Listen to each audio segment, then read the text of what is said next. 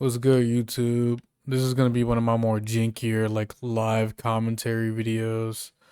Um, I just wanted to make this video because the Video Game Awards are coming out with their nominees soon, and about like I think it's like 16 or so hours or something like that. I don't know.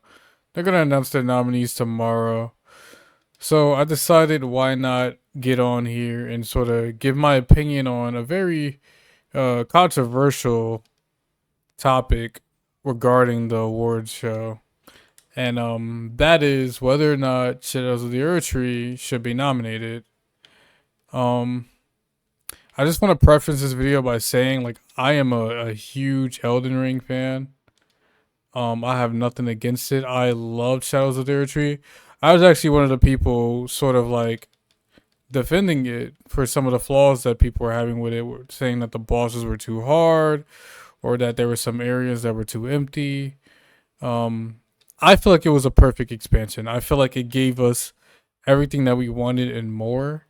Weapon variety, you know, could have been a little bit better, but I couldn't get too greedy. I couldn't be upset with what we got. So that's just me saying like, hey, look, this is not coming from a place of hate. But I do think that it should not contend for Game of the Year. I don't think that's fair. And I have my reasons as well. Like I have a lot of reasons as for why. I think the very obvious one is that the Shadows of the Erdtree expansion it relies on the base game, right?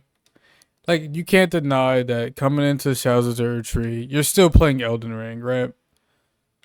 They didn't really change the formula too much. And man, I almost first tried the tree sitting at 2 in the morning. Um, they didn't really change the formula too much. It's still Elden Ring in the sense that you play in this open world, Dark Soulsy type of formula, and you beat strong bosses using the weapons and tools that are available to you. Um, there's a lot of shared assets, and FromSoft does this a lot. It's not a bad thing. I'm just saying, compared to like a fully fledged original experience or sequel, there is a lot less effort being put into making an expansion than there is like an entirely new game, like Wukong, for example. So, and I understand that that's also the case for like sequels as well. There's some sequels that there's iterations on games that are kind of like just flipped assets and stuff like that. That's true. But do those games typically get Game of the Year? You want to ask yourself that. Like, how often do sequels get Game of the Year? That's usually reserved for like household franchises like God of War, which even God of War compared to Ragnarok compared to God of War 2018, while it's very similar in their approach, you can argue that Ragnarok is an entirely new, fresh experience in the sense that there's like hours upon hours of content, if not in gameplay, at least in story. So, and even that didn't win, right? Ragnarok didn't win. So to sit here and say that Shadows of the Erdtree, even for as good as it is, should win Game of the Year, I just feel like it diminishes the whole point of celebrating a game that came out swinging in that respective year to provide a brand new experience. Because as fresh as Shadows of the Erdtree was, and as content filled as it wasn't brand spanking new. It was still Elden Ring at the end of the day.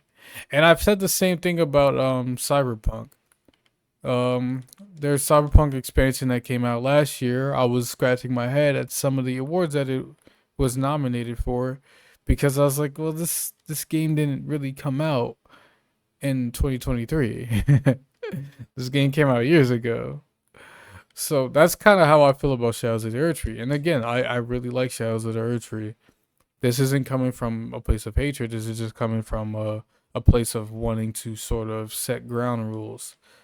I feel like there is a time and place to celebrate expansions. I think that there are a lot of DLCs and expansions that are well worth the money that should be recognized, and we should encourage developers if they capture like a lightning in the bottle to keep trying to, basically strike while the iron's hot and make more of what people like. I think that we should incentivize that. I think we should recognize those achievements. I just don't think it should be in place of celebrating like game of the year. Um which sort of leads me to my next point, which is like if we set the precedent that expansions and DLC can win game of the year, you know what that tells developers, you know what that tells studios, you know what that tells companies? It tells them that, hey, look, you don't got to make fresh IPs, you don't got to make new games. You simply just have to iterate on what you already have. And I don't subscribe to that method, and I don't think a lot of people subscribe to the idea either, because we already have companies that think that way. Think about Persona and how they've been riding on P5 like for the past like decade now. I'm exaggerating on the decade part, but like think about it though. Like companies are already of this mindset where they're like, people don't want new things; they just want more of what we've already succeeded with. And I'm not saying FromSoft thinks that way. I'm just saying that like companies are gonna look at what FromSoft did, and they're gonna take it in the corporate soulless direction. No pun intended. They're not gonna give us a Shadow of the Erdtree. They're gonna give us like Destiny 2 updates. And no offense to Destiny 2, but come on, we all know the situation there. We're gonna get Destiny 2 updates. We're gonna get, remakes, retextures, and stuff like that. Things that people have been complaining about. Okay, so I don't like to do these opinionated videos without also looking at the other side of the spectrum. I do understand that the scope and independence of Shadows of the Erdtree highly exceeds the standard that has been set in the years to come, in the years prior, right? Like as far as expansion goes, Shadows of the Erdtree is definitely up there with one of the best that we've seen in a minute, and that bears some form of recognition, right? Like if we end this year without having recognized Shadows of the Erdtree, I feel like that would be a disservice to gaming as a whole, especially given the like just the impact that it had. I mean, like Kai Cenat, the guy who's like broke the streamer sub record twice, played the game. He did a whole marathon on it. So many content creators covered it. So much hype around it. My Twitter space was literally just Shadows of the Erdtree.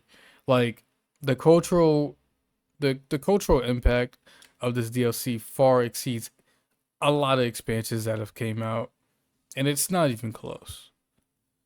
So for that reason, I can see why someone would consider it. Um, and also just the improvements that it's made in terms of like, like after playing like Millennia, um, who else was like super hard? I mean, like relatively speaking, Margit, right? Margit, everyone's first try Margit was actually kind of crazy, assuming you didn't like level up. If you just beeline to Margit, it was pretty difficult, right? And like by the time, people spent like what was it, like 2 years or something, just like honing their craft, leveling up their character, and trying to become like as powerful as they can, and still somehow FromSoft made a way, like found a way to make the game still challenging even to veterans, to the point where people were complaining about nerfs. Like that's a feat. That's a feat for sure. Right? To make even veterans sit down and say, "Oh my god, this, maybe I'm not as good as I thought I was." Like even Let Me Solo Her, the guy who was like known for like fucking no hitting Melania, when he was playing Mesmer and Promise Concert with Don, even he made some tweets like, "Guys, I don't know if I can do this." So I feel like it's that's a feat. That's a feat in of itself. Like they somehow upped the scale that was already like held to a high standard in the base game. So like they've done great things. But again, even with all that said, right? I feel like we should just have a category for expansions. And then let the games that actually came out this year, like as brand new fresh experience, get that Game of the Year award. I feel like that satisfies both. I don't think anyone would be too upset about that, especially if Elden Ring already got Game of the Year, right? Like the Witcher 3 situation, it's a little bit different. A lot of people like to point to the Witcher 3 situation. It's not the same. It's not a one-to-one situation. Elden Ring already got its flowers, and to give it Game of the Year again, no matter how good it is, I just feel like it's not right. Especially, once again, especially when there were games that came out this year that were, they came out swinging. All right, it wasn't as good as 2023. It's kind of hard. You can't replicate 2023. All right, we can't have 2023 every year. I know it seems like it was dry this year because we came off of some crazy bangers. Like, oh my god, I actually, what I'm saying? I think I said this in my last year's video, but like it's actually insane how good we had it in 2023.